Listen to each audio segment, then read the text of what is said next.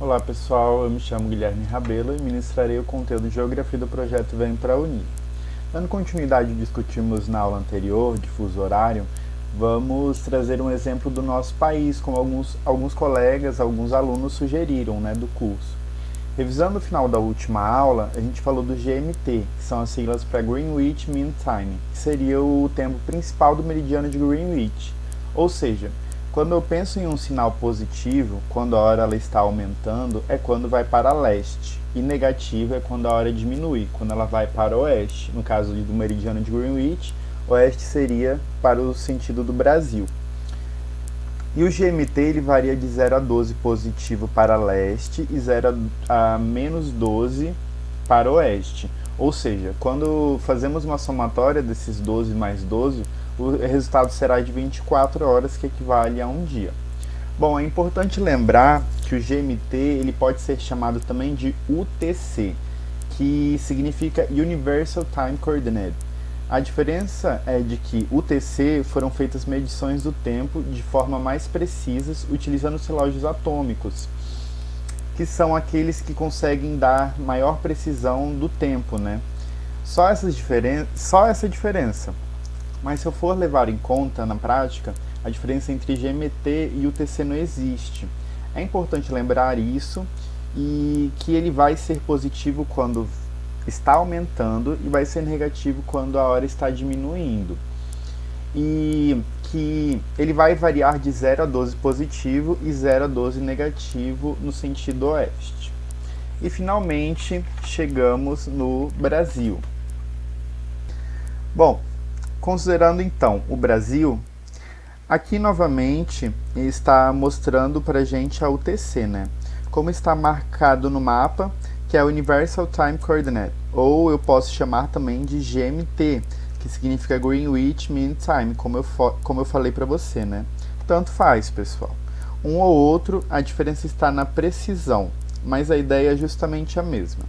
Olha só, então, estão percebendo que quando a gente mostra o mapa dos fusos horários do nosso país, ele apresenta de forma negativa, como está lá informando lá em cima, com a legenda, no caso UTC, menos 2 horas, menos 3, menos 4, menos 5. E por que apresenta nessa forma negativa? É porque está a oeste do meridiano de Greenwich, ou seja, está de forma negativa porque está a oeste. Quando vem a oeste, o que acontece? Ele fica de forma negativa, menos 1, menos 2, menos 3, menos 4, até menos 12. E exatamente, o Brasil ele se encontra a oeste do meridiano de Greenwich, assim como eu falei para vocês. E é por isso que apresenta esses sinais negativos na parte superior do mapa. É possível transformar isso em graus? Sim, sem problema nenhum. Olha só. O primeiro fuso horário do Brasil apresenta 2 horas, que seria 2 horas negativa, que significa que está 2 horas atrasadas em relação ao meridiano de Greenwich. Se está 2 horas atrasadas, quantos graus do meridiano de Greenwich será que eu estou? Bom, se fosse 1 hora, seria 15 graus. Mas como são 2 horas, significa então, que você está a 30 graus. Então, se eu falar 30 graus, no caso, aqui a oeste, lembrando que o Brasil está a oeste do meridiano de Greenwich, se eu falar 30 graus a oeste, se eu falar UTC menos 2 horas ou GMT menos 2 horas, dá na mesma? Sim, dá na mesma. Não tem diferença. Depois, lembra que eu comentei que vai de 15 em 15? Então, o próximo fuso vai ser quanto? 30 mais 15, o que eu tenho? 45. Como está lá em cima para vocês, ó. Primeiro a gente tem o TC menos 2 horas, assim como eu falei para vocês. 2 horas, então, 30 graus, como já está lá em cima da primeira legenda, da esquerda para a direita. Posteriormente a gente tem os 45 graus a oeste novamente. E mais 15, eu vou para quanto? Para 60. 60 graus a oeste novamente, conforme demonstrado na parte superior do mapa. E por último, eu vou para 75 graus a oeste. Então, quando nós pensamos em relação ao Brasil, eu posso levar em conta UTC e GMT, que vai ser menos 2, menos 3, menos 4 e menos 5, conforme vocês estão vendo ali em cima. Ou 30, 45, 60 e 75, todas a oeste. Isso sempre é importante de lembrar. No caso, quando a gente olha para esse mapa, diga-se de passagem, está bem didático, né? E quais que são as conclusões que a gente tira na hora que a gente observa o mapa do Brasil? Vamos lá, primeiro ponto. Estão vendo que o que está em amarelo ou é arquipélago ou é ilha? Ou é ilha ou é arquipélago, não tem outra exceção. Ou seja, o arquipélago, dentre elas, o arquipélago de Fernando de Noronha, acaba sendo o mais famoso. Então, é o horário mais adiantado que nós temos no nosso país. Depois nós temos o chamado 45 graus oeste, ou UTC menos 3 horas. E o que significa isso? Os 45 graus oeste, aqui representada, o horário oficial de Brasília. No caso, toda essa parte laranja, como vocês estão vendo, são os 45 graus, que representa o horário de Brasília. Nós também chamamos de horário legal. Uma outra termologia utilizada, horário legal ou oficial de Brasília, tanto faz, é justamente nesse ponto com a coloração laranja. Então representa a maioria dos estados da federação encontra-se no 45 oeste ou no menos 3 UTC. Olha só, toda a região sul, toda a região sudeste, toda a região nordeste acaba envolvendo também o horário. Esse horário de Brasília, como eu falei para vocês, e como está circulado no mapa. Aí eu preciso lembrar o que os outros que não tem região toda, como por exemplo, Goiás, justamente com o Distrito Federal, Tocantins, Pará e Amapá. Então a maioria dos estados, conforme vocês estão vendo, estão nesse horário oficial de Brasília, esse horário legal de Brasília, né? Depois eu tenho 60 graus oeste da UTC.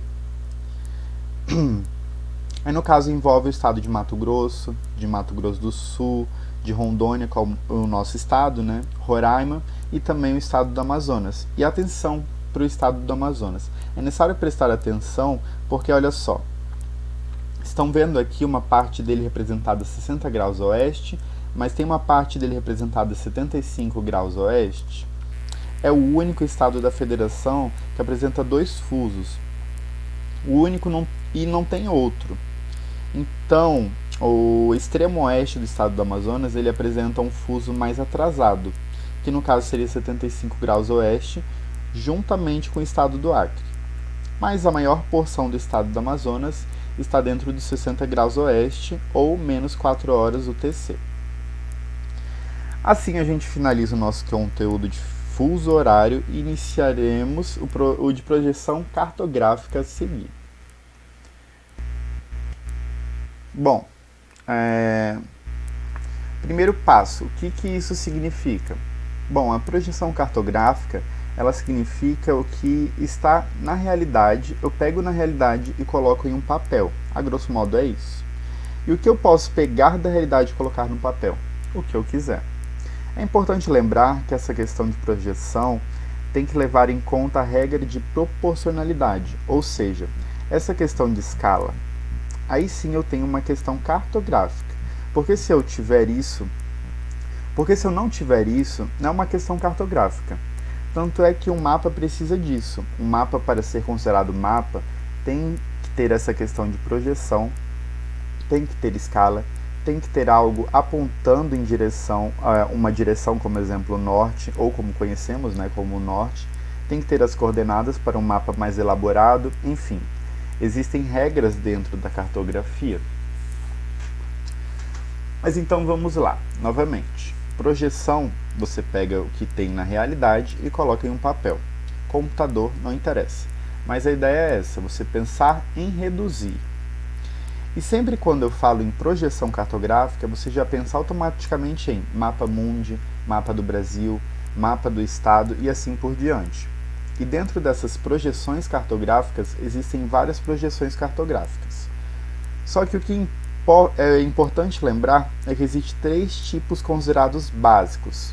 Quando eu falo em uma projeção cilíndrica, projeção cônica e em uma projeção plana, e que será demonstrado no decorrer da aula. Depois existem as projeções específicas ainda. Essas são 3 Essas três eu falei de uma forma geral, mas aí dentro delas existem as específicas que a maior acaba utilizando a cilíndrica mesmo como exemplo. Quando falamos em projeção Mercator, a de Peter e a de Robinsons. Então, considerando essas projeções, primeiro temos a projeção cilíndrica. E o que isso significa? Imagina que um cilindro está envolvendo um globo. Pensa em um globo terrestre, imagina que a borda de todos os continentes estão em alto relevo. E além de estar em alto relevo, você vai passar tinta em todas as bordas de todos os continentes. Você vai pegar uma cartolina e envolver esse globo. Quando você fazer pressão, automaticamente essa tinta vai ficar na cartolina. Isso é projeção cilíndrica. Isso será demonstrado em imagens para que todos tenham uma ideia mais clara do que estou falando. Só que é importante lembrar que, quando é feita essa projeção, não tem exceção, pois quando feito é simplesmente impossível o que está em 3 dimensões transformar em 2 dimensões e não ter qualquer tipo de distorção ou deformação. É importante fazer isso matematicamente falando, porque quando falamos do mundo, ele está nessas 3 dimensões. E como colocar o mundo em algo que é plano, né? Alguma distorção ela vai aparecer. Então não tem jeito, qualquer mapa vai apresentar distorções, seja na forma, na área ou na área distorcida, ou na distância, perdão. Não interessa, alguma ou mais distorção ele vai acabar apresentando. Olha só.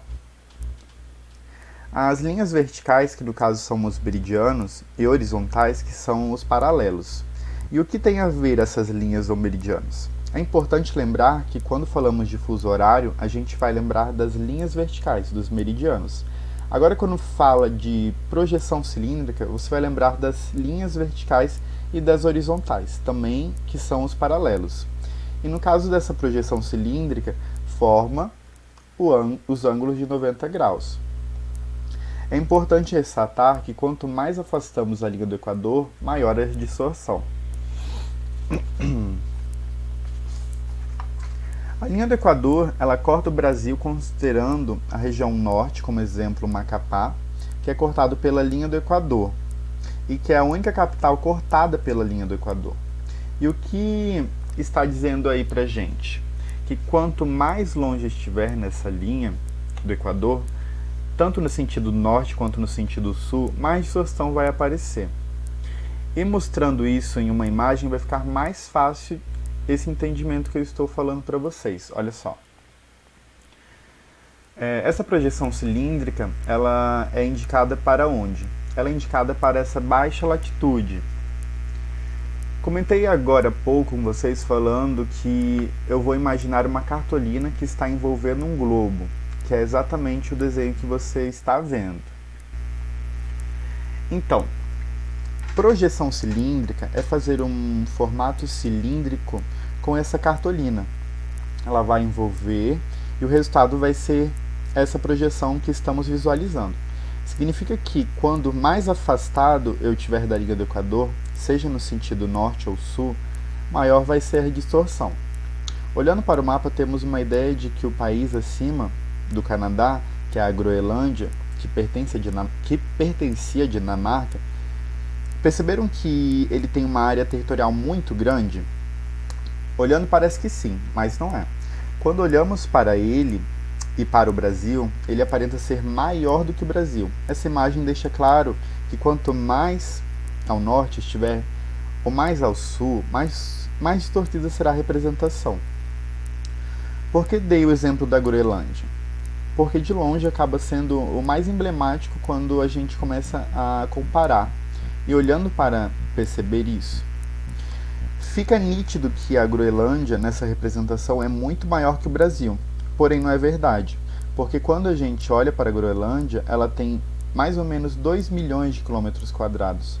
E que comparado ao Brasil não é nada, sendo que o Brasil é o 5º maior país do mundo.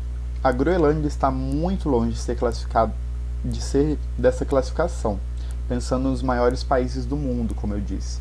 Se você for pensar em uma ilha, a Groenlândia ganha. Mas se for pensar em um país, nessa dimensão, de jeito nenhum. Conforme esta representação. E essa é a projeção cilíndrica. Bom, continuando. Depois nós temos a projeção cônica. O que é a projeção cônica, né? Os paralelos curvos e meridianos retos, convergindo para um polo. O que é importante ter em mente quando falamos de projeção cônica? Bom, pensar que uma cartolina vai fazer um formato de um cone e esse cone vai envolver o globo. Aí, a partir disso, você tem um desenho, e esse desenho é a projeção cônica. Olha só. Indica para a média latitude. A média latitude são 2 pontos específicos do nosso planeta, que estão entre o Círculo Polar Ártico e o Trópico de Câncer, ou entre o Círculo Polar Ártico e o Trópico de Capricórnio. Então, nessa faixa do mundo é considerado média latitude, e para a projeção cônica é um local mais indicado, pois faz com que a distorção seja menores. A cilíndrica é indicada para baixa latitude, para não ter essa distorção, para não fazer com que a Groenlândia pareça ser maior que o Brasil, como exemplo. Olha só. Então, pensando nesse desenho, eu comentei com vocês do cone, né? Que na representação está envolvendo o globo. Seguindo o primeiro tópico dos paralelos curvos, o paralelo são as linhas horizontais. Quando falamos em paralelo curvo, falamos nas linhas horizontais curvas, como representado no desenho. Depois os meridianos retos, que são as linhas na vertical, que são retos e que estão sendo demonstrados na representação a seguir. O que converge para os dois polos, que nesse caso, na representação que estamos vendo no Polo Norte, como exemplo, todos os meridianos, eles vão convergir lá no Polo Norte. E por último temos a projeção azimutal, ou plana ou zenital. Paralelos curvos e meridianos retos, convergindo para um dos polos. Opa, eu li a mesma coisa que li na projeção cônica. Exato. Aqui na azimutal não é diferente. O que mais eu posso falar sobre ela? Indicada para elevada latitude, sobretudo os polos. Então, quando nós falamos em relação a essa elevada latitude, eu estou falando dos extremos do planeta, extremo norte e extremo sul. Ou seja, estou falando do Ártico e da Antártida. Quando eu quero falar a representação cartográfica dos polos, é mais indicado utilizar esse tipo de projeção. A plana, zenital, azimutal, tanto faz o nome. Olha só. Então, mais uma vez, a cartolina que comentei com vocês, pego a cartolina, coloco lá e tiro o desenho. E no caso aqui, o que foi tirado? O paralelo curso. Os paralelos são curvos, são os paralelos curvos. Os paralelos, eles são curvos? São. E os meridianos retos, convergindo na Antártida, como demonstrado na representação. Então, quando falamos na representação azimutal, ela é mais indicada para representar os polos no mundo, seja no Polo Norte ou seja no Polo Sul. Assim a gente finaliza a nossa aula de hoje e deixo aqui o meu até a próxima aula.